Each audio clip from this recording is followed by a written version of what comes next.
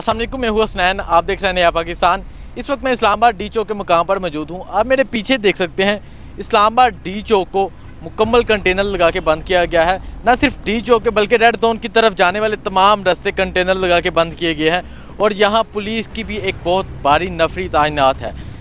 अब देखना यह है कि पाकिस्तान तहरीक-ए-इंसाफ के कारकुनान कितनी तादाद में आते हैं, कहाँ एहतजाज करते हैं। जब इमरान खान की हुकूमत थी, इसी पीडीएम ने इलेक्शन कमीशन ऑफिस के बाहर जाके एहतजाज किया था और इमरान खान ने इसकी मुकम्मल इजाज़त दी थी कि आप जाएं, एहतजाज करें, जो भी आपने करना है। और इससे पहले भी वो कई धरने किए। जब इमरान खान ने धरने की कॉल की, जब इमरान खान लॉन्ग मार्च ले के आया तो तब इन्होंने उस पर भी शैलिंग की। मौलाना फजल रहमान साहब ने धरना किया, यहाँ पीडीएम तमाम इकट्ठी होकर बैठी।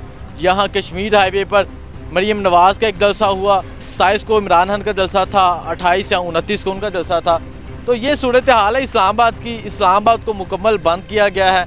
अभी कारकुनान की आमद का सिलसिला बिल्कुल जारी नहीं है। अब देखना है कि पाकिस्तान तहरीक-ए-इंसाफ के कारकुनान इस्लामाबाद और रावलपिंडी से कितनी तादाद में बाहर निकलते हैं, दूसरे शहरों से कितनी तादाद में आते हैं, क्या वो इलेक्शन कमीशन का इस्तीफ़ा लेने में कामयाब होते हैं या नहीं होते।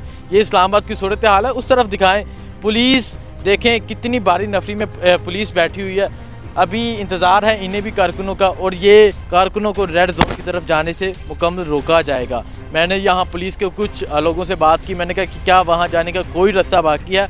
उन्होंने कहा रास्ता तो है, लेकिन हम वहाँ जाने नहीं देंगे।